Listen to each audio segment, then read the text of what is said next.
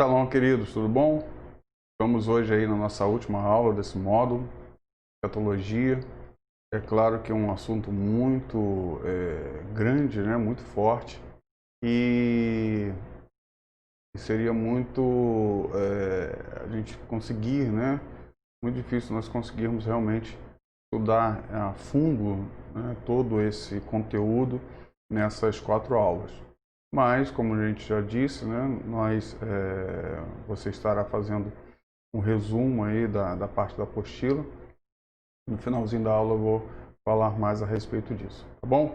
Vamos começar a nossa aula de hoje, que com certeza vai ser show de bola, tá? Nós estamos aí, quarta aula, né? Lembrando aí meu nome, meu e-mail.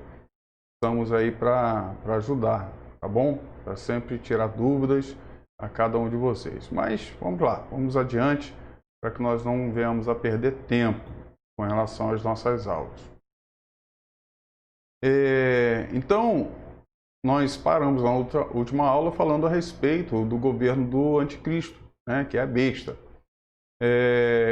E a gente pode ler aí nesse slide que nunca o mundo teve um governo desta maneira, como também um líder desta conjuntura.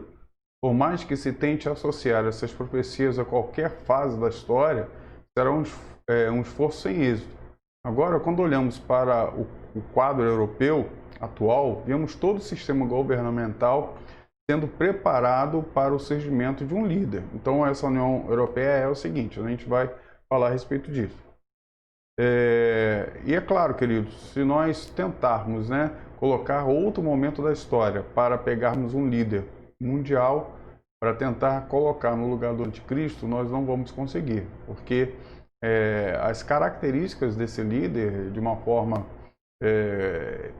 assim geral, ele é um líder, né, ou será um líder de abrangência mundial, tá? Não local, tá? Não de uma localização, mas mundial. Mas vamos lá ver o que declara. Então, a Organização Supranacional Europeia é dedicada a incrementar a integração econômica, reforçar a cooperação entre os Estados-membros lá da União Europeia, né? Então, a União Europeia, ela nasceu no dia 1º de novembro de 93, quando os 12 membros da Comunidade Europeia, então Bélgica, Dinamarca, França, Alemanha, Grã-Bretanha, Grécia, Irlanda, Itália, Luxemburgo, Holanda, Portugal e Espanha, ratificaram o Tratado da União Europeia. Né? Agora, nesse momento, a Grã-Bretanha não está mais, né? Não faz mais parte da União Europeia. Mas nós vemos esse grupo aí, né, fazendo parte dessa União Europeia. E algo relevante é o fato desses países fazerem parte do mesmo território que o antigo Império Romano. Tá? Se nós formos olhar, então todo o Império Romano está nessa região aí da Europa, né, onde esses países fazem parte. Isso demonstra que a possibilidade da União Europeia ser a confederação que dará ao anticristo o poder para governar é muito grande, tá? Quase impossível de ser de outra maneira. Características como uma só língua, uma só moeda, livre comércio, conselho unificado, etc., são idênticos ao sistema romano antigo. Okay? Como nós estudamos as profecias lá em Daniel com relação à estátua, com relação aos 4 animais, então nós vimos algumas características desse final, que esse reinado aí sendo possivelmente nessa região. Então esses países, né, que na profecia são chamados de reinos, entregam o poder ao anticristo. Então é isso que nós vemos neste momento nessa União Europeia. Nesse instante não existe algo que não seja a União Europeia para dar esse poder. É claro que a gente não sabe o tempo, o momento exato em que vai acontecer todas essas coisas. Pode acontecer um outro momento, um outro instante, mas por tudo aquilo que nós já vimos, né, e estudamos até com relação à estátua, que é a questão dos pés de ferro, né, da perna de ferro que se desdobra em um pé de ferro com seus dedos meio ferro, meio barro, né? fazendo uma aliança que é bem frágil, tal. Então, nós vemos isso acontecendo nessa União Europeia, tá? Então, por esse motivo, imaginamos ser esta União Europeia que dará força ao anticristo. A gente poderia até dizer, poxa, mas se ela já sabe isso, né, se os líderes já sabem, né, essa questão, já leem na Bíblia, tudo isso, será que mesmo assim eles vão fazer? Sim, vão fazer. Tá? É como nós lemos lá o livro de Jeremias, quando Deus ordena, né, dar uma palavra ao povo, mas mesmo assim Deus fala, olha, Jeremias, você vai falar isso ao povo, vai profetizar ao povo, mas o povo não vai te escutar. Então estamos vivendo na mesma situação hoje, onde a verdade ela é declarada, mas mesmo assim o povo não quer ouvir, tá bom? Vamos seguir, senão a gente vai começar a ir para outros caminhos que não é da aula, tá? O detentor, ok? Mas o que detém, né? O que detém esse anticristo de ter entrado anteriormente, de ter chegado anteriormente? Então existe algo que detém esse anticristo, tá? Detém a chegada desse governo, porque ele já foi profetizado, e mesmo que nós vemos lá no início de tudo, no início da igreja, nós vemos ele já declarado que ele já estava no mundo. Então, por que ele ainda não se colocou, não realmente se manifestou? Porque existe um detentor, algo que o detém, tá? Então, vamos ler aí, em 2 Tessalonicenses, diz o seguinte, e agora sabeis que o que detém para que ele seja revelado, somente a ocasião própria. Com efeito, o ministério da iniquidade já opera e aguarda, somente que seja afastado aquele que agora o detém. Eis aqui uma questão muito importante, que é referente à identidade deste que detém a manifestação do anticristo. É certo que existem alguns problemas a respeito dessa identidade, mas vamos tentar, né, vamos buscar solucioná-los. Então existe algo, ou alguém que o detém, okay? Que detém a aparição do anticristo. Então nós vamos agora estudar a respeito dessa aparição, desse que o detém, ok? Eu sair aqui da frente, deixar você com um slide. Uma das teorias bastante aceitas é que é a de que o Império Romano era o que impediu o surgimento do anticristo. Então Bruce diz o seguinte, que não poderia ser de outra maneira, quando escreve o seguinte, o apostolado é intencionalmente vago quando escreve sobre o assunto. Isto apoia a interpretação de que o Império Romano ser o agente retentor. Retentor. Paulo tinha razão em mostrar-se constantemente grato pela proteção das autoridades imperiais e reprimiu as forças mais hostis do Evangelho. Quando essa proteção fosse retirada, as forças do anticristo poderiam exercer livremente a sua própria vontade. Então, é uma palavra do Bruce com relação a isso, mas é claro que nós vamos estudar outras questões, ok? Para isso, se baseiam na questão de que Paulo se preocupar em ser discreto, não mencionando a identidade do detentor, o que parece ser uma grande contradição, pois já que ele se sentia grato ao Império, por que não mencioná-lo como sendo seus amigos, tornando o relacionamento entre a Igreja e Roma mais próximo dela ainda? Então a questão é que este relacionamento nunca existiu.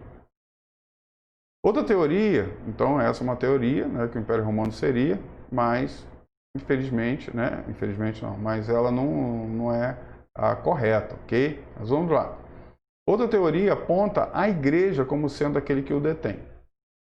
Ok? Então a gente vai não estar longe da verdade, mas também não é a verdade. Mas a gente vai entender por que disso.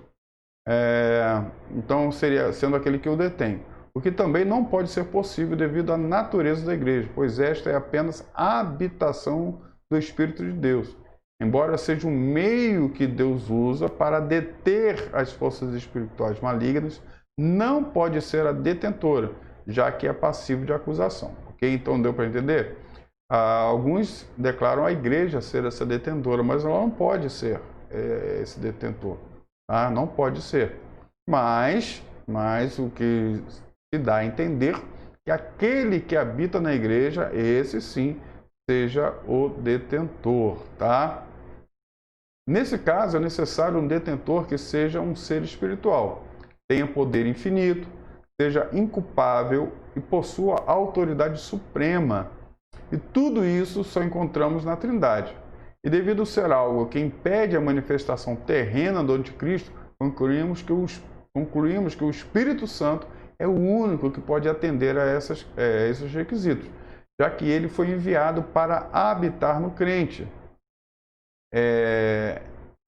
No crente em Jesus, no crente em Jesus, tendo a força vital da igreja, ou seja, é o próprio Deus na terra, morando conosco e em nós, e impedindo que o anticristo venha e se manifeste antes da hora definida por Deus.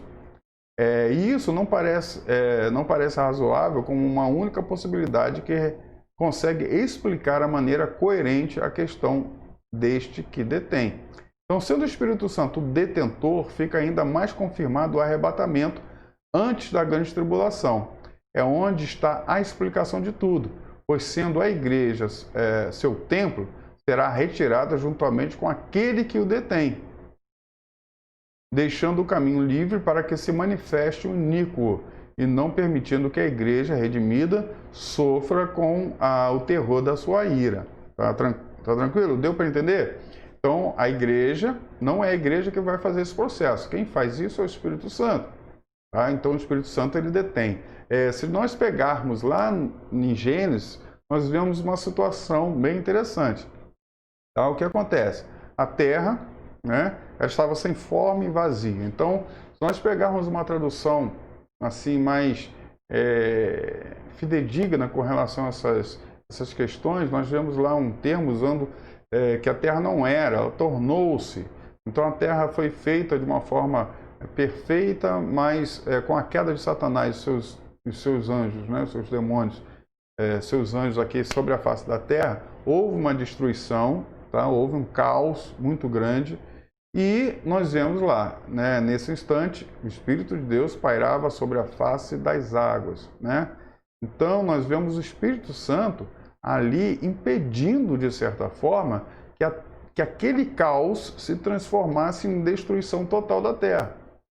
Até o momento em que o Senhor, né, ele fosse restaurando todas as coisas. Então tudo foi restaurado até o momento que o paraíso foi criado e o homem foi colocado naquele paraíso, ok? Então o Espírito Santo, ele reteve o caos. Então da mesma forma nós vemos isso acontecendo hoje. Nesse período, né? O Espírito Santo, ele ainda habitando na terra, ele está restringindo, está detendo a manifestação total de Satanás, a manifestação total do anticristo, né? De Satanás através da pessoa do anticristo. Okay? Então o Espírito Santo está ali. E é óbvio, né? Quando só uma forma desse anticristo reinar é o Espírito Santo saindo de cena. E como que ele vai sair de cena? Tá? Ele não habita dentro da igreja, não habita em nós que fazemos parte da igreja, né? De uma forma bem assim, antiteológica dizer que nós somos a igreja, mas vamos lá, vamos colocar dessa forma. Então nós não somos a igreja. Então quando o anticristo, quando o Espírito Santo ele for retirado, tá? A igreja vai junto com ele, porque a igreja é tabernáculo dele, é a habitação dele. Okay? Então nós conseguimos entender dessa forma tudo o que vai acontecer.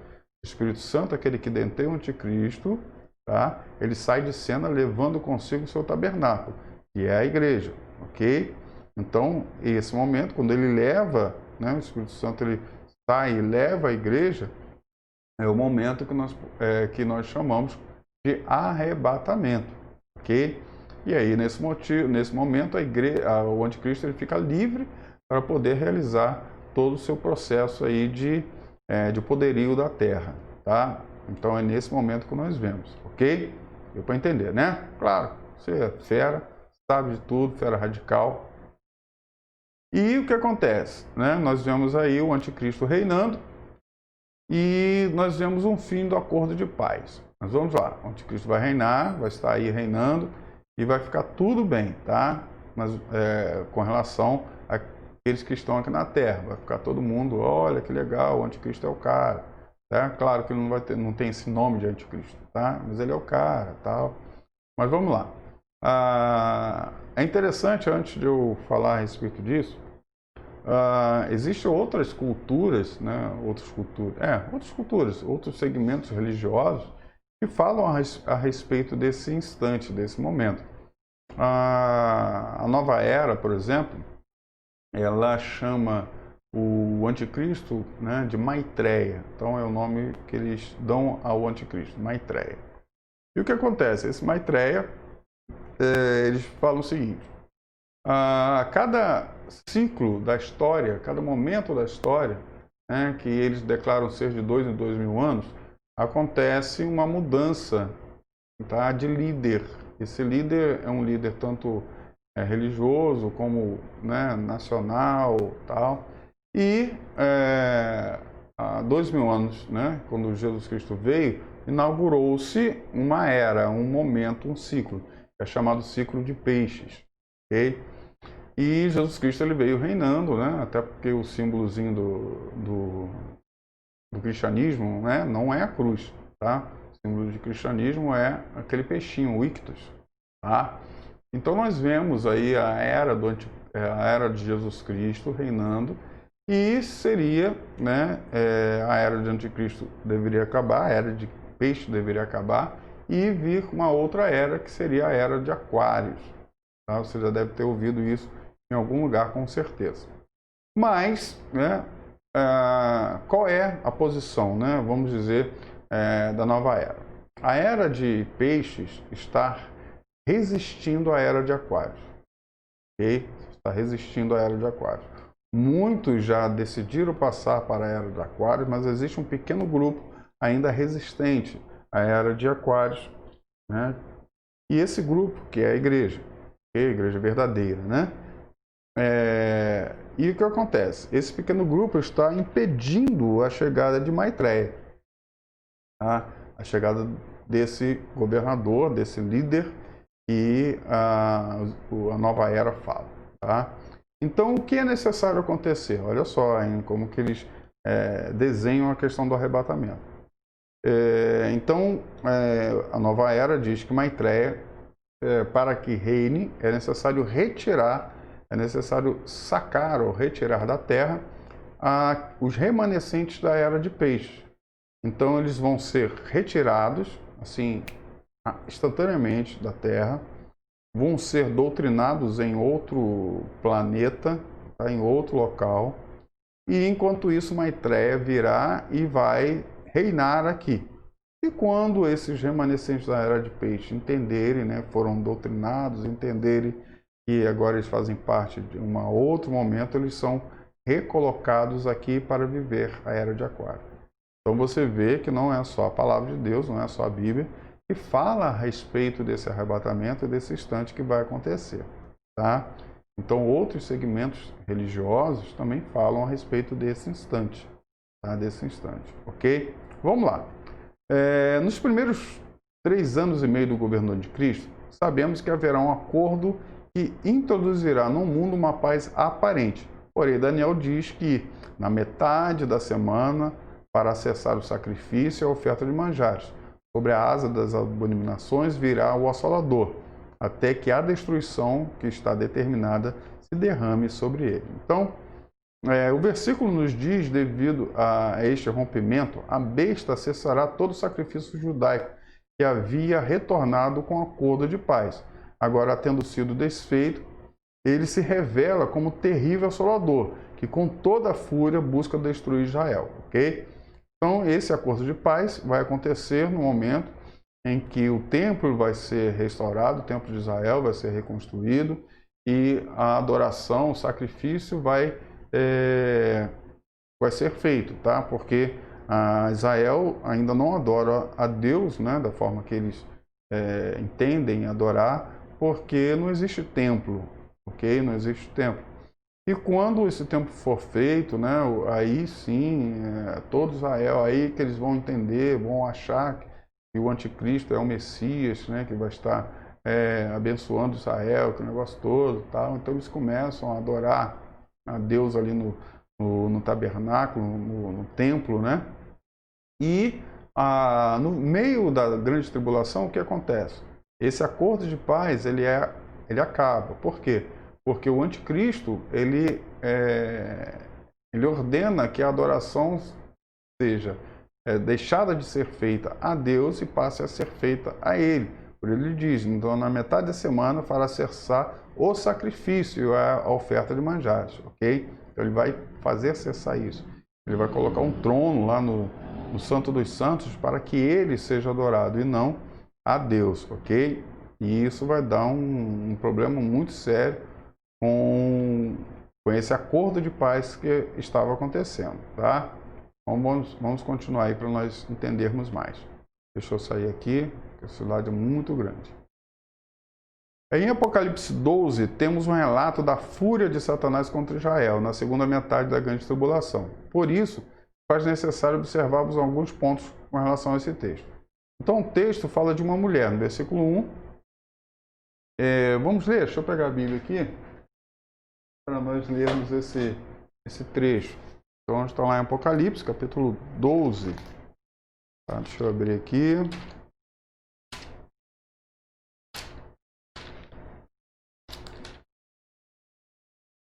Estou chegando lá, calma. Então diz assim: E viu-se um grande sinal no céu, uma mulher vestida de sol, tendo a lua debaixo dos seus pés, uma coroa de 12 estrelas sobre a cabeça. Tá? Então esses símbolos, essas questões que são declaradas, são importantes para nós entendermos a respeito desse texto. Tá? Está grávida e com dores de parto, e grita com ânsias de dar à luz. E viu-se outro sinal no céu, e eis que era um grande dragão vermelho, que tinha 7 cabeças e 10 chifres, e sobre a cabeça 7 diademas. Então, né, sobre a cabeça, esses diademas são coroas, tá? E a sua cauda levou sobre si a terça parte das estrelas dos céus, lançou-a sobre a terra. O dragão parou diante da mulher que havia de dar luz, para que, dando ela a luz, lhe tragasse o seu filho. E deu à luz um filho, um varão, que há de reger todas as nações com vara de ferro.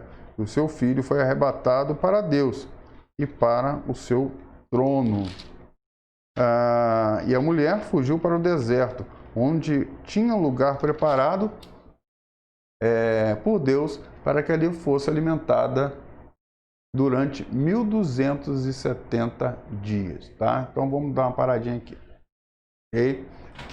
Então nós vemos aí. Então o texto fala de uma mulher, no versículo 1, e ela não pode ser outra coisa a não ser um símbolo que representa Israel.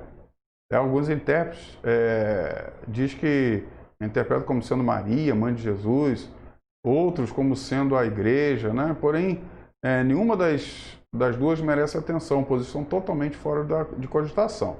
Para que houvesse algum paralelo, teríamos que espiritualizar o texto demasiadamente, tá? Então, a interpretação de que a mulher é o símbolo de Israel torna-se clara, pois vemos que, primeiro, ela está vestida de sol, símbolo sempre ligado a Israel. Tá? Então ela tem uma coroa de 12 estrelas na cabeça, número que também, que além de simbolizar os 12 tribos, simboliza governo. Então os 12, né, os 12 aí, está simbolizando o governo e as 12 tribos de Israel. Então essas estrelas não poderiam ser ligadas aos apóstolos, pois esses foram mais que 12. Então a mulher grávida não poderia ser a igreja, já que não foi a igreja quem concebeu Jesus, mas Jesus concebeu a igreja. Também não pode ser Maria, porque os fatos descritos no versículo 6 e 14 nunca aconteceram a ela. Tá? Então, quarto, versículo 17 indica fortemente se tratar de Israel, pois, vendo que não conseguiu destruir Jesus, se voltou contra a nação. Tanto Maria como a igreja não se enquadram nesse versículo, a não ser que o texto fosse violentamente alegorizado. Por isso, fica claro que, neste caso, João está falando de Israel e a luta de Satanás para destruir aquele que nasceria para governar o mundo, ok? Versículo 5. Quem é? Exatamente, Jesus Cristo, ok? E Jesus Cristo, ele vem de quem?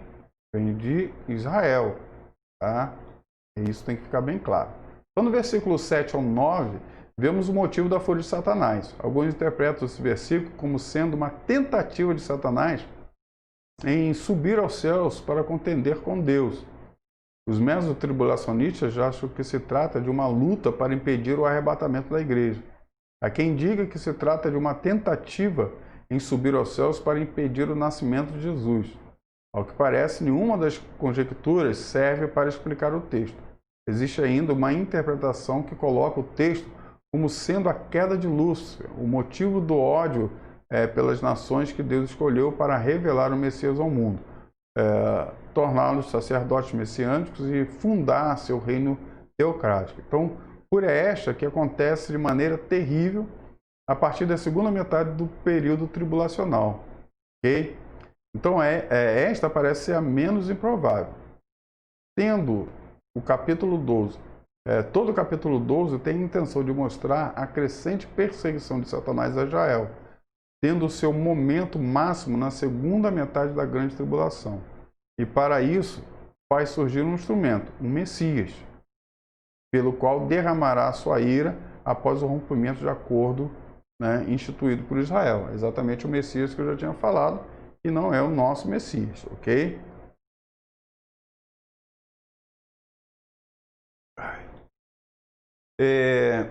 Então nós vemos aí, a partir desse momento, nós vemos uma outra besta, a besta que surgiu do mar. Tá? E vi subir da terra outra besta, que tinha 2 chifres, semelhantes aos de um cordeiro, e falava como o dragão.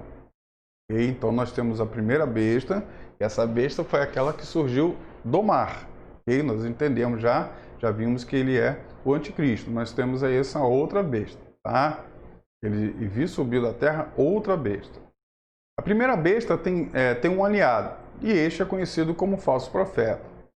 Este caráter religioso pode ser visto pelos seus 2 chifres semelhantes aos de um cordeiro. Cordeiro sempre está ligado a algo religioso, tá? Neste caso, poder religioso. Então, outro ponto interessante é que ele surge da terra. E assim como o mar simboliza as nações, a terra simboliza Israel. Portanto, o falso profeta será um judeu. Tá? Então, alguém ligado a esse segmento, né? O segmento judaico. Okay? A segunda besta tornará obrigatório o culto ao anticristo, e faz que a terra e os que nela habitam adorem a primeira besta. E fará uma imagem de escultura deste para que todos adorem. Com seu poder satânico dará vida à estátua, e todo aquele que não prestar culto à besta será morto. Será instituído um sinal, e fez que a todos, pequenos e grandes, ricos e pobres, livres e servos, lhes seja posto um sinal na mão direita ou na testa. Sem este sinal, ninguém poderá comprar, vender e etc. Então, o número é 666. Este número parece personificar o anticristo, ou seja, Satanás, em sua tentativa de ser Deus, enviará seu Messias. E assim como o número 7 indica perfeição, o 6 indica imperfeição. Digamos que Deus tivesse um número. Se Deus tivesse um número, seria 777. Qualquer tentativa de sê-lo seria imperfeita. No caso, 666. Okay? Então, nós vemos aí o anticristo sendo mais uma vez declarado, tá? E quem vai fazer com que o anticristo seja adorado é o falso profeta, que é essa besta que vem do mar. Há uma questão muito interessante com relação a essa questão do 666. Existem muitas conjecturas do que será isso, né? Vai ser código de barra, agora não é mais, né? Agora tem um QR Code. Vai ser QR Code. O que vai ser, né? Qual é esse símbolo, né? Vai ser um chip que vai ser colocado, né, na mão, na testa. Nós não podemos agora, a gente pode conjecturar, é óbvio, né? A gente pode falar várias coisas a respeito disso, mas ela nós não temos certeza qual sinal será esse, tá? Exatamente qual sinal. Mas nós vemos aí que hoje, né? Hoje, o que a gente está mais próximo disso aí, desse sinal, seria o chip, né? Que fica aí abaixo da pele, ok? Que seria o mais que ele, né? Hoje aí diz aí, alguns países já está funcionando, né? As pessoas já fazem compra, já fazem, você leva cartão de crédito, nada. Então, todos os dados da pessoa ficam ali naquele chip. E ele é lido, né? E a pessoa ali é identificada, né? É feito débito na sua conta e por aí vai. E é o que nós vemos acontecendo hoje em dia, tá? Mas não podemos ter certeza sobre isso. Não vai dizer que o Jorge disse que é o chip, tá? Não estou dizendo nada que é o chip. Estou dizendo que existem coisas que podem, aparentam ser, tá? Mas não temos certeza sobre isso, ok? Vamos lá, vamos seguir o texto. Então, se pensássemos nessa marca, há pouco mais de 50 anos, não admitiríamos outra possibilidade a não ser que ela seria feita com um ferro em brasa. E assim como o animal é marcado, seríamos também, ok? Logo depois veio a possibilidade de tratar o código de barras, mas já foi substituído pelo biochip, que pode ser até menor que um grão de arroz e conter todas as informações que forem necessárias. Então, de qualquer forma, o falso profeta instituirá este sistema como sendo obrigatório a todos, não por força, mas por persuasão. Seu fim será o mesmo que o anticristo, tá? Então, o anticristo ou o falso profeta vão para o mesmo buraco, tá bom? Agora vamos falar sobre a invasão da Palestina. Então deu para entender, né? Então está, é claro, como eu falei, né? Tudo demanda dos seus estudos também e buscar com mais acuidade todo esse conhecimento, tá? Dentro do material que nós já passamos para vocês. E se você quiser tirar alguma dúvida, né? Estamos à disposição para que você possa tirar essa dúvida. Vamos agora falar sobre a invasão da Palestina, tá? A invasão da Palestina. Então já sabemos que a grande tribulação será um período de juízo contra Israel, e que o propósito de Deus para esta nação é que se convertam ao Senhor e o sirvam com sinceridade, ok? Para isso, meios serão utilizados, e um deles é a invasão das confederações à Terra Santa. Então haverá uma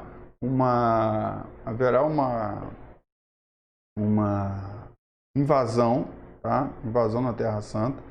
Nós temos que entender, nós vamos entender que momento que isso acontece e quem vai fazer essa invasão, tá? Então, nesse instante, essa invasão vai servir também para que a Terra Santa, para que eles sejam amassados, né? Como o vaso que vai para o oleiro, ele tem que ser amassado, não é isso? Para que ele possa ficar de forma maleável, para que isso possa realmente se tornar um vaso. Ele é amassado e quando ele está sendo amassado, as raízes, as pedras vão sendo retiradas, ok? E amassar dói, tá? Amassar dói. Então Israel vai ser amassada. E como hoje, né, nós também como igreja do Senhor Jesus Cristo, nós somos amassados a cada dia e instante para que tudo isso que nos impede de ser moldável para nos tornar um vaso seja retirado das nossas vidas. O que iremos estudar nesse capítulo está relacionado com a confederação que invadirá Israel, tá? Durante o período tribulacional. É bom deixar claro que estes conflitos não são específicos, não é especificamente a guerra no Armagedon. Tá? Não tem nada a ver com essa guerra, tá? Essa guerra é contra Jesus Cristo contra o anticristo, ok? Então este é considerado no fim da grande tribulação, tá? Ok? Então o Armagedon vai ser nesse momento aí, marcando o momento da grande vitória de Jesus que inaugurará o seu reino messiânico, ok? Então a guerra de Armagedon. Então essa guerra aí na Palestina, Terra Santa, vai ser outro momento, tá? É outro instante, ok? Eu sei que talvez você já tenha confundido esse momento com a questão de Gog, Magog, lembra? Talvez com essa guerra aí do Armagedon, mas não tem nada a ver uma coisa com a outra, tá? Vamos lá. Vamos entender, né? Tentar entender aí. Os inimigos do norte. Então, para sabermos quem são esses inimigos, buscaremos um livro do profeta Ezequiel. Exatamente, queridos. Então é importante, quando nós, como eu já falei várias vezes, a Bíblia ela começa em Gênesis e termina no Apocalipse. Okay? Então os textos se completam. Tá? Os textos, alguns falam outra coisa, algo, outros falam outro. Então a gente tem que juntar os textos para que nós possamos identificar e realmente aquilo que a Bíblia está falando em alguns locais. Tá? Não é, a gente não consegue ter uma explicação, às vezes, num único texto. Tá? Então é necessário irmos a outros relatos bíblicos para que possamos entender com mais facilidade aquele relato que está sendo falado no momento, ok? Então é necessário ir lá para Ezequiel, capítulo 38 e 39, fala a respeito de uma confederação de vários reinos que se juntarão sobre uma liderança para invadir o território de Israel a fim de destruí-lo. Tá? Então, um grupo, uma confederação vai atacar Israel para tentar destruir. Então, no capítulo 38, de 1 a 6, são mencionadas as nações que se juntarão para formarem essa confederação. Todas essas estarão sob o comando de um líder, chamado Gog. Então, vamos ver o texto, né? O que o texto fala na Ezequiel para nós entendermos. Deixa eu sair daqui. Veio a minha palavra do Senhor dizendo: Filho do homem, volte o rosto contra... volte, né? Ali, volte o rosto contra Gog, da terra de Magog. Então, Gog é uma pessoa.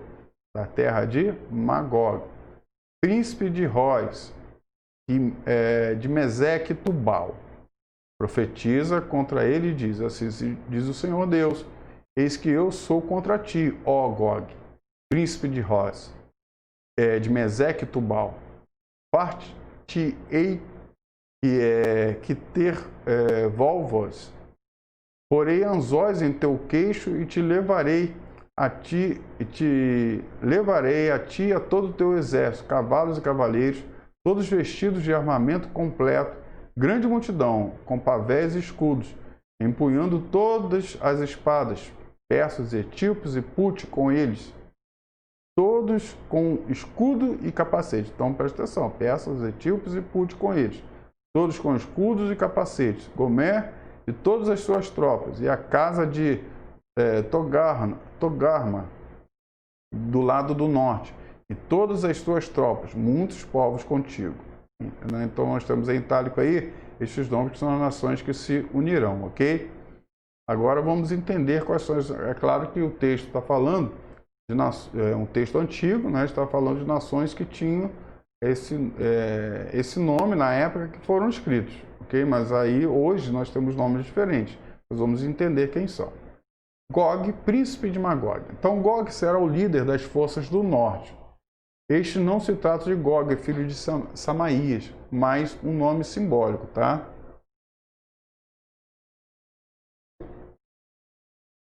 O que realmente nos importa é quando a sua terra, e esta é chamada Magog, formada por Rois, Meseque e Tubal. Magog é o segundo filho de Jafé, neto de Noé. Mas, com a distribuição das terras, cada um dos filhos de Noé, juntamente com as suas famílias, povoaram cada região da terra. Então, Magog foi para a região da Caucásia, esta que é uma região que se localiza no extremo sudeste da Europa, entre o Mar Negro e o Mar Cáspio. Divide-se em duas regiões pela Cordilheira do Cáucaso. A zona norte é situada no interior da Federação Russa e conhecida como Cáucaso, e a parte mais meridional extensa, Transcaucásia. Essa região compreende a Geórgia, a Armênia e a Azerbaijão. Tá? Então a gente vai começando a entender que região, que local é este, tá? Que virá lutar contra Israel. Então a Caucásia é conhecida como berço da ração branca. Portanto, Magog é a raiz dos caucasoides, que é a classificação em termos de raça humana, dos povos de pele e olhos e cabelos claros. Só para você entender, a população mundial, tá? A população mundial ela é dividida em três grupos. Tá? nós temos de raças, né, humanos, nós temos os brancos, os negros e os amarelos, tá? Então os brancos são chamados, né, cientificamente caucasoides, tá? Os negros, negroides, tá? E os amarelos de amareloides. Não, mentira, amareloides nada. Oh meu Deus, fugiu o nome agora, de mongoloides, ok? Tá? Então mongoloides não é, pessoal assim não, ok? Então você tem caucasoide, negroides e mongoloides, brancos, negros e amarelos, ok? Tá? Então nós temos esses três grupos aí, essas três raças, né, humanas, ok? Com relação à sua etnia, tá? Deixa eu voltar aqui. Então, desde a antiguidade, esses povos eram chamados de citas. Flávio Josefo, historiador dos primeiros séculos, identifica os descendentes de Jafé como sendo a origem dos citas, gregos, romanos. E é claro que estes povos se dividiram e hoje compreende até certo ponto os latinos. Então, Josefo indica Magog como o pai da raça cita.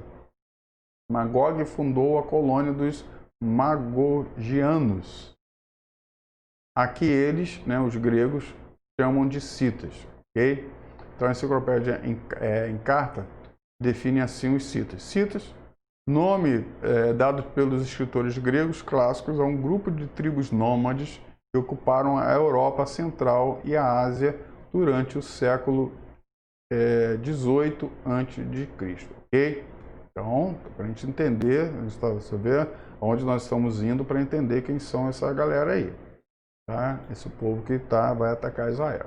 Então, esta denominação abrange os habitantes da zona de Sítia, ao norte do Mar Negro, entre os Cárpatos e o rio Don, tá? No que são atualmente a Moldávia, a Ucrânia e o leste da Rússia, e todas as tribos nômades que habitaram as estepes entre Hungria e as montanhas do Turquestão. Então, Gog é o príncipe dessa região, que é formada a princípio por três territórios, Rós, Mesec e Tubal. Ao iniciarmos o reconhecimento de cada um desses, nos deparamos com um problema que é o fato que muitas versões omitem o território de Rós, traduzindo este termo por chefe. Tá? Portanto, se faz necessário averiguarmos essa tradução antes de continuarmos. Tá? Então, a gente vai ver esse significado aí de Rós. Tá? Então, Rós vem da palavra hebraica Rosh, que significa cabeça, topo, cume, parte superior, chefe, total, soma, altura, fronte, começo. Então, estão no dicionário Strong. Então, de um modo geral, é traduzido por cabeça, seu sentido literal. Tá? Outras vezes é traduzido por cume, ou topo, ou de um monte, torre, ou escada. O vocabulário hebraico ele é muito curtinho, tá? Ele é muito pequeno em comparado com o nosso, por exemplo. E por esse motivo, uma palavra às vezes tem um significado muito grande. Você só consegue ter o significado correto dessa palavra quando ela é colocada dentro do contexto, tá? Se você não conseguir colocar dentro do contexto, ela fica totalmente... Você não consegue entender exatamente o que ela significa, tá? Mas também é traduzida por capitão, no sentido de chefe. Então, seu sentido é abrangente, muito grande. Tá? É a mesma coisa de mar. Tá? Então, mar, rio, lago, em hebraico é a mesma coisa. No texto de Ezequiel 38:2, então, várias traduções empregam Rosh, o sentido de chefe. Então, Gog, terra de Magog, príncipe e chefe de Mesec e Tubal. Tá? Então, não a região de Rós, tá? Mas príncipe e chefe de Mesec e Tubal. Então, a tradução na linguagem de hoje diz Gog, o principal governador das nações de Mesec e Tubal, na terra de Magog. Então, nós vemos aí a questão de principal governador como Rós, né? Rosh, que é a cabeça, como é chefe, ok? Mas vamos adiante, vamos lá, tem muita coisa. Então, essas traduções estariam corretas, se neste caso Rosh fosse um substantivo, assim como é apresentado em outras referências. No entanto, o contexto do versículo, como também a oração em hebraico, não permite que seja dessa forma. obrigando Rosh a ser o nome próprio. Então, tá ok? Então, nesse caso, como eu falei, que ele significa muitas coisas, mas nesse caso, o termo Rosh, né, no contexto ali onde ele é empregado, ele não é um substantivo, mas é um nome. Tá? Então, isso pode ser visto através dos seus precedentes. Niz, que significa pessoa elevada, chefe, príncipe, capitão, líder, ou seja, Rosh, quando usado no sentido de chefe, príncipe ou capitão, torna-se sinônimo de Niz. Nazi. O que torna Rosh, enquanto substantivo, totalmente desnecessário. Até porque príncipe no hebraico tem sentido completo, e o suficiente para qualificar Gog como príncipe, chefe, líder, etc. Então o fato de Rosh ser seguido Mesek Tubal torna mais convincente sua tradução como nome próprio, que como algumas bíblias apresentam. Então a Septuaginta, a versão grega do Velho Testamento, do século III a.C., traduz Rosh como nome próprio, pois a oração em grego não permite ser de outra maneira, já que príncipe no grego, né, Ashon, tem o mesmo significado que no hebraico, ok? Tá? Então deu para entender? Então esse momento, essa palavra aí, Rosh, não é uma pessoa, não é uma designação, tá? Não é substantivo, mas sim um nome de alguém. Então nós temos realmente três locais: Rosh, Mesek e Tubal. Algo que marca Rosh como sendo a cidade cabeça ou chefe pode ser o fato dela ser um tipo de capital ou metrópole da terra de Magog. Aí a gente vai começar a entender. De qualquer maneira, esse nome pode ser inicialmente um adjetivo que veio a ser definitivamente o nome próprio da cidade. Resolvido esse problema, nos resta saber quem são atualmente essas cidades. O que sabemos a respeito da terra de Magog é que ela fica na região da Rússia adjacente. Então, desde o século XVI, os intérpretes da palavra de Deus ligam Ross à Rússia. E esta interpretação tem permanecido firme e sustentável até hoje. Ok? Então a gente começa a entender. Ross, né, é Rússia. Tá? Mas vamos lá, vamos mais, tem mais coisa. Mesek é a segunda cidade que faz parte do território magogiano. Esse nome veio de Mesek, transliterado para o português como Mesek, sexto filho de Jafé. Então, a descendência de Jafé, como já dito, foi a que deu origem aos citas, como também outros povos daquela região. Então, dessa forma, Mesek é considerado como o que deu origem aos russos. Tá?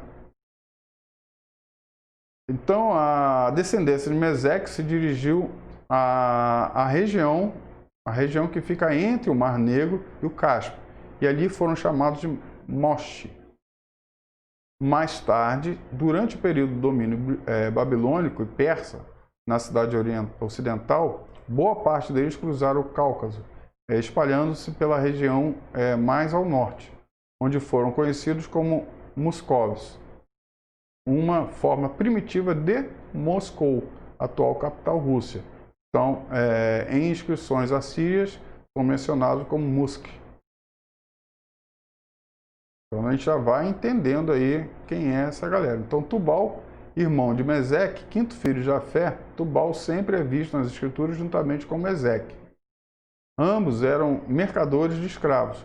Sua fama era de ser um povo cruel que trazia destruição onde passava, o que vem confirmando o motivo da ira de Deus contra eles, tá? Então, Tubal é mencionado em documentos assírios como sendo Tubareni. O historiador grego Heródoto também dá o mesmo nome aos descendentes de Tubal. Este povo vivia também nas regiões do Cáucaso, e hoje seu nome é Tobolsk, cidade siberiana, que é a parte oriental da região asiática da Rússia. Então a gente já está quase que desenhando realmente quem é. Então concluímos que a terra de Magog trata-se do território hoje conhecido como Federação Russa. Mesek é Moscou e Tubal é Tobolsk. Ok? Então nós entendemos que essa nação aí é que vai se juntar, não somente eles, nós vemos outros reinos também se juntando a Magog, né, para fazer essa guerra, tá? Então, quais são os aliados de Magog? Então, por mais breve que pretendamos ser nesse estudo, é necessário um esforço para identificar quem são esses aliados que, juntamente com a Rússia, invadirão Israel na grande tribulação. Então, portanto, conheceremos aí quem são para podermos iniciar nossa pesquisa. Então, Ezequiel 38, 5 e 6 relaciona os aliados dessa forma: persas, etíopes, Put, Gomer e a casa de Togarma. A região Pérsia foi resumida ao território do atual Irã. Então, nós temos Irã hoje, sendo a Pérsia, né? E isto pode ser observado facilmente em qualquer livro de história, tá? Isso não precisa explicar muito, ok? Você consegue ver isso fácil. Os etíopes são os descendentes de Cush, primeiro filho de Cã, um neto de Noé. Alguns historiadores não veem os etíopes mencionados por Ezequiel como sendo o mesmo da atual África. Isso não se deve ao fato de ser uma região impossibilitada de ter um exército com condições de guerra de grande proporção, mas sim a uma questão de evidência histórica. Foram descobertas inscrições assírias que apresentam um povo com características semelhantes aos descendentes de Cush, que habitaram mais ao norte da Arábia. A Etiópia da África fica ao sul da Arábia, chamados de cassitas. Esses parecem representar melhor devido à posição geográfica dos etíopes mencionados por Ezequiel. Tá? Então, nós vemos aí o terceiro aliado é apresentado como Put. Essa nação leva o nome do terceiro filho de Cã, também de fácil identificação. É a atual Líbia. José, no século I, escreveu que Put povoou a Líbia e chamou a este povo de putenses. Alguns historiadores colocam Put como sendo outro povo que habitava nas cercanias da Pérsia, na atual Irã. Okay? Gomer, quarto do grupo,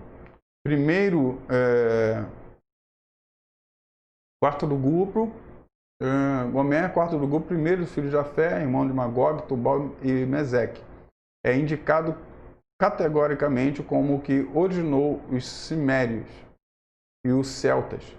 Ambos eram povos arianos que viviam em sistemas nômades, né, no século 7 a.C. Então foram para a região da Ásia Menor, de onde foram expulsos. A maior parte rumou para o norte, mais precisamente para a região da atual Alemanha, o que confirma a indicação encontrada no Talmud judeu, onde os descendentes de Gomer são chamados de germanes. Alguns historiadores reconhecem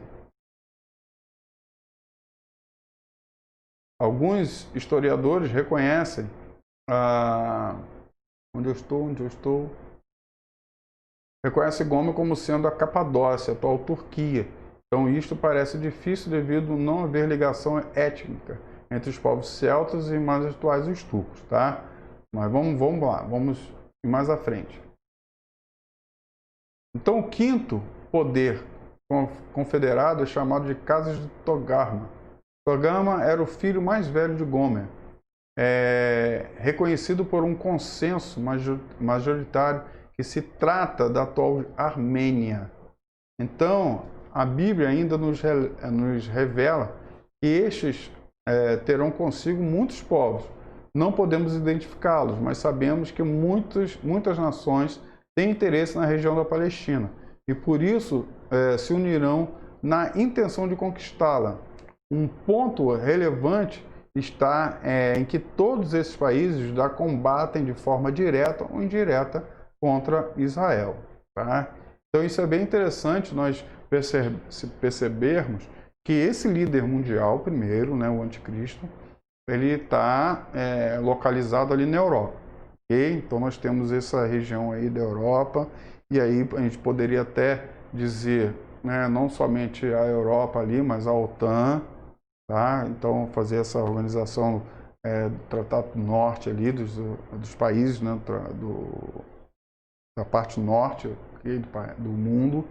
Então poderia estar linkado ali, o anticristo linkado a isso aí. Mas outros grupos que não estão ligados diretamente ao mundo capitalista, né? Não estão ligados ao mundo capitalista, alguns deles, né, ligados à Rússia, eles estariam se juntando para ir contra esse anticristo. Tá? E como Israel, né, seria esse ponto aí que uniria, né, ou daria esse foco, esse centro dessa busca, nós imaginamos ser isso aí, ok? Vou dar uma paradinha aqui e a gente já volta para concluir essa nossa aula, tá bom?